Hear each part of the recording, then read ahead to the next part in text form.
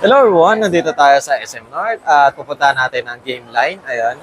Shoutout muna sa mga klasiko, kay Rodrigo, then sa mag-asawa, kay Lee at kay Joanna, then kay Desiree Valdecañas, then kay Espago, ayun. Tsaka kay Ronaldo Caico, ayun, single siya ngayon. At ayun, titingnan natin sa game line yung mga bagong console at price update kung bumaba ba or tumaas. And please watch yung ating mga models sa Mias at sa mga upcoming video natin sa Conex, mga models din. Ano, sama sa biyahe ko.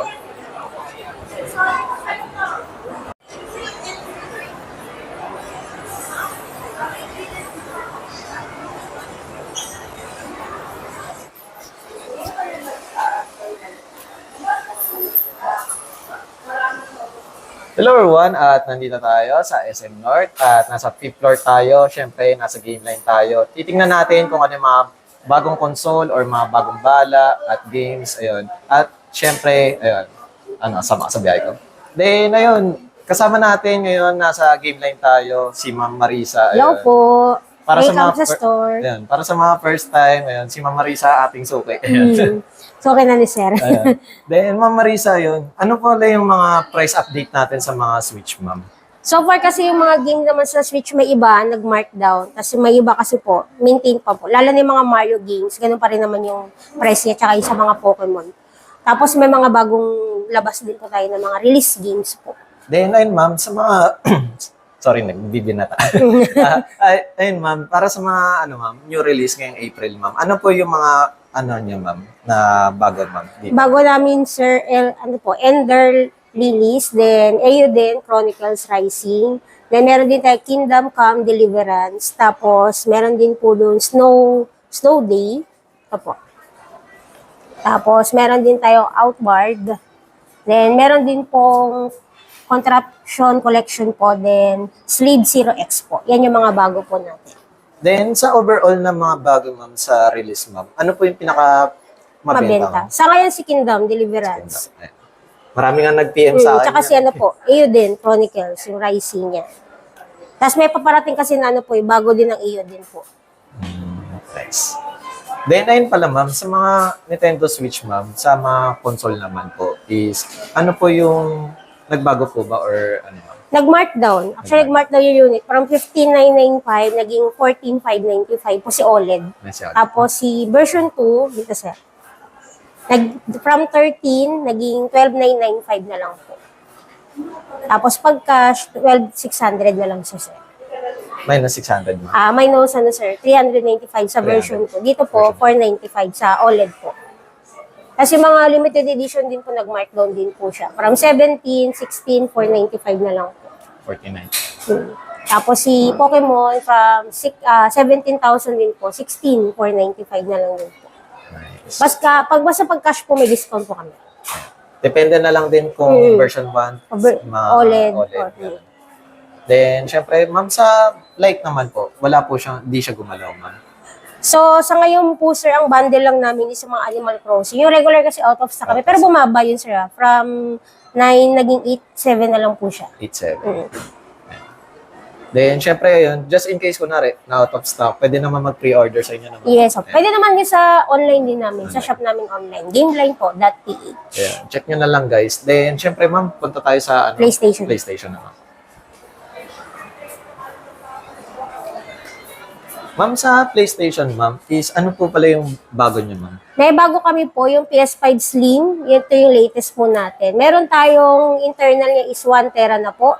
Meron tayong 2 controller. Bundle na po siya. Bali, ang price po niya nasa 33,990. Pag cash po, less 1,000. Then, pag installment, pwede naman po hanggang 6 months po. 6 months, zero interest. Interest po. Meron din tayo yung isa po, yung regular lang po. So, baga, isang controller lang inside the box po, 30,790, less 1,000 sa cash din po. Kung baga, din siya, 1 tera na rin po, yung pinaka-memory niya din, SSD na internal din na po. Nice. Alas same lang din naman doon sa nauna, pero mas, mas compact po kasi siya, mas slimmer, then mas magaan. Ayan. Wala talaga siyang disc. Then, sa ganito, Ma'am, sa PlayStation 5 is, ano naman po yung, Ma'am, brand new, mga bagong labas na game. Ronin. Meron din tayong ito po, Slade Zero X, Dragon's Dogma. Then, meron din po tayong, ito po nandito sir, yung Snow Day. Meron din sa PS5 din po. Then, The Tales of Prince Paul po, ito po sir. Yan yung mga bago pa lang po. Then sa PS5, ma'am, ano po yung pinakamabenta niyo naman? Sa ngayon sir, mabenta namin Dragon's Dogma. Ayan. Tsaka ano po, Final Fantasy. Yan, mabenta din po siya. Yung Then yung mga ano pa rin mga God of War, Ghost of Tsushima, NBA, usually yun. Common pa rin yung ibang game. Nice. Pero sa mga gamer, ma'am, kapag sa RPG po, ito pa rin yung... Oo, si Dragon's Dogma. Kasi open world kasi siya. Tsaka si ano po, Final Fantasy. Pag naghanap ka ng storytelling na ano po, gameplay niya po. Then sa PlayStation 4, ma'am, ano po yung bago yung ano, ma'am? May bagong release po? Sa PlayStation po, bagong release kasi namin dito, sir. Actually, medyo ano natin, parang last month, si Grand Blue Fantasy tsaka si Plate Up. Yan lang yung mga bago po namin. Then the rest kasi madalas PlayStation 5 na po yung mga release game na. Halos nag-exclusive na yung iba po kay PS5. Then, syempre ma'am, ayun, kung wala silang mga TV, ano naman po yung mga gaming console niya na Handheld. Meron din tayong OLED na nag-markdown na rin po. Meron din tayo, ito yung price niya, sir. Yung regular namin from yung 64 gig from 24 po siya, naging 21,795 na lang po siya. Then pag cash, less 500 si 64. Then si 256, 26,995 po, less 1,000. Si 5112, 28,995, less 1K po. Ito yung mga regular lang po. Pero ma'am, just in case, ma'am Marisa, meron din po ba kayong ano, ma'am, OLED, ma'am? Yes, meron din po. Ito po yung 5112 po namin. Nag-markdown na rin po siya from 37 po, naging 34,895. Then meron din 1 tera from 42, naging 41,595 po. Pag cash, both po less 1,000. Installment hanggang 6 months po, zero interest. Sa ano yan, ma'am? Both less 1,000? Apo, yes, sa OLED edition po. Then, syempre ma'am, ito si ROG. Meron tayo ROG, yung regular lang po. Nasa 39,995 po. Then pag cash, less 1,000 po. Less 1,000. Then, Meron din tayong pinakabago namin po. Ito po yung bagong labas namin na Legion Go. Nasa 5112 na po yung internal niya. Then, pag ikakash nyo po, less 1,000 po. From 49,995, less 1K pag cash. 48,995 po. nice. Then, ayun pala ma'am Marisa, ayun, kapag sa mga brand nyo ma'am, is ano pala yung mga warranty? Syempre, iba-iba yung warranty nila ma'am. Sa console namin po, kapag PlayStation 1 year, direct na kay PlayStation po. PlayStation. Then, yung OLED po na Switch, sa amin po, 1 year service. Then, ganun din po sa Steam Deck at sa Legion Go, 1 year service po. Sa Apo, branch po. branch po namin. So, kung sa kayo bumili na Game Line Store, 1 year service po siya. Then, syempre ma'am, ayun, ano pala yung mga ma'am, mode of payment ma'am? Pwedeng cash, Gcash, credit card po. Pwede rin, yung tatlo po. Then, ayun ma'am, Ma'am Marisa, please invite naman po sa ating mga viewers. Hello po. Punta kayo kay Gameline po, 5th floor sa may annex po. Marami kami dito mga brand new games, then mga console na bagong release din po. Then, ayun pala ma'am, just in case na, ayun, nalalayuan sila dito sa SM North, may other branches po ba na malapit dito ma'am? Meron din naman po kaming Fairview kung sakali po. Meron din naman kaming, actually, na dito yung SM Fairview talaga. Tapos, pag ibang branches naman po, like sa Manila, meron po kaming San Lazaro, meron din po kaming Mega Mall, then MOA, then pag province na Taytay, Calamba, Dasma, tapos po Clark po. Meron din po kaming B-Mall. Yan. Then, syempre, ayun, thank you so much sa Gameline at kay Ma'am Marisa sa laging update. Ayun. Apo. Thank you din, sir. Salamat po.